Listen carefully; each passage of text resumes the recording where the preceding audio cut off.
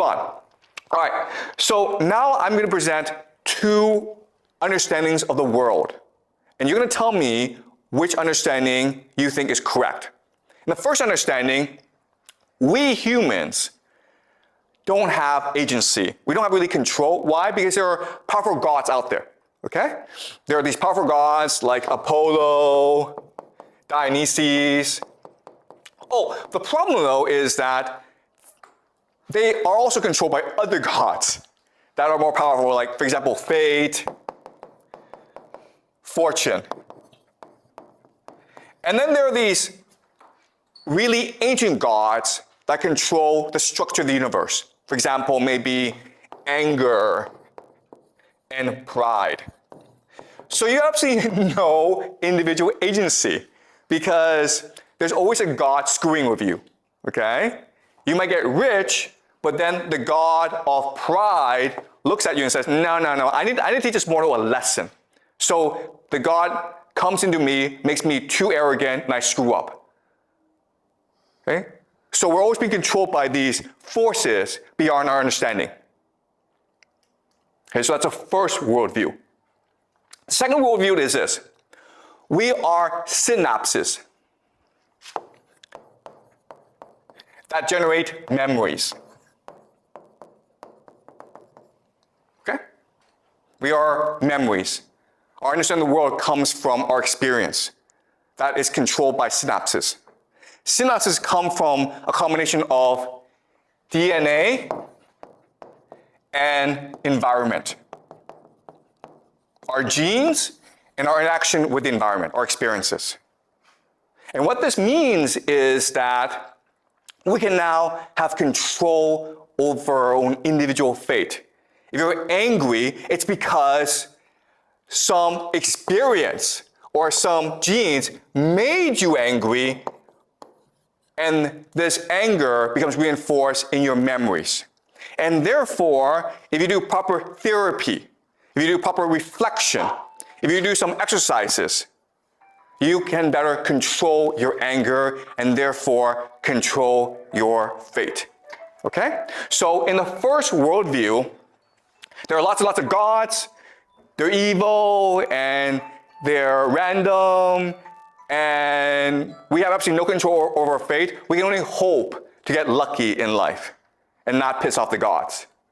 In the second worldview, we are only a collection of our memories, and we are only synapses. So if we're able to manipulate the memories and the synapses in a proper way, we can be free of all problems. We can be free of anger. We can be free of depression. We can be free of misery. All right? Let me ask you this question. Which worldview is a more accurate reflection of reality? Obviously the second one, right? Because this is neuroscience, science, or psychology or psychiatry. This is what you've been taught in school. This is what you all believe. Our entire society is structured around this very idea. And what you will learn in this class is it is completely wrong. It is the first one that is more accurate reflection of reality. The first one gives you more information, gives you a more accurate assessment of how the world really works. Okay? So now let me ask you this question. If the first worldview, and this is what we call polytheism, and polytheism for most of human history was the dominant religion, okay? Now we live in a world where the religion is science. Science is basically religion. So, why did we make the transition? What's the benefit? If you're a powerful person, why would you prefer the second one as opposed to the first one? Why? What's the benefits to powerful people? What does power want to believe the second one, but not the first one? They can blame your own failure for your own fault. Yeah, okay. So the idea of individual responsibility. Okay? So then there's more control. Okay? It's easier to control people in the system. right? That's the first benefit. What's the second benefit? The second benefit is you will work harder, right? Because in the first system, you're like, you know what? I don't need to go make a lot of money because if I make a lot of money, the gods will punish me and make me proud. So I'm just gonna like enjoy life and take it easy. All right? So in the second system, no, I have control over my own life. So I need to work hard. Okay, so and again, the entire point of the system is to make you work as hard as possible, because when you work hard, that generates real wealth for the powerful people. Money does nothing, okay? Money just incentivizes you to work hard. So this exists in order to make you work harder. And there's one more benefit, or there's more benefits, but what's another benefit? Okay, the other benefit is this. Powerlessness. It makes you powerless. Why? This system is designed to make you absolutely powerless. Why? You can't control anything. Why? Everything is controlled by gods and fate. No. You see again, this is how you're brainwashed. You believe 1 makes you powerless, but that's not correct. 2 makes you powerless. Why? What's the difference between 1 and 2? Why is it in number 2 you are powerless? You're playing in the game that who has the power wants you to. Okay. So the problem with number 2 is you are incapable of collective action. Because you think all the source of your problems is the individual in you and not society. But number 1, you are capable of collective action. And the only way to change the world is through collective action. Does that make sense? This is a really important point. 2 is designed to make you think the source of all your problems is within you. So you should ignore what other people do and think. It doesn't matter to you. And therefore, you're incapable of identifying with other people. You're not capable of collective action. If you're not capable of collective action and you feel really miserable, what you will do is play video games or watch porn all day. Okay? And that's what's happening in society today. Yeah? But in number 2, like from experience, we would know that you should listen to the others' advice, or you should take others' perspectives and not just. So in number 2, who has authority? Who do you listen to? You listen to scientists, right? Scientists. Because the system was created by scientists to trick you. Okay? This system, you think, oh, it's science, therefore it must be real. Guys, let me give you a piece of advice, okay? If you're ever feeling sad and you are depressed, what should you do? What should you do? What have you been taught to do? If you feel sad, you're depressed, what should you do? Walk around.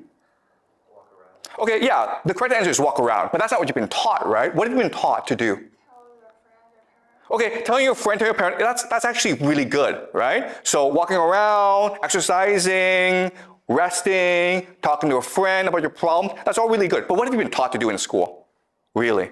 If you are feeling really, really sad, what should you do? You should go talk to a psychiatrist, right?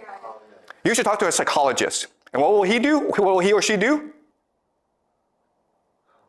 Okay, well, I'm gonna give you a piece of advice, okay? And you can test it out for yourself.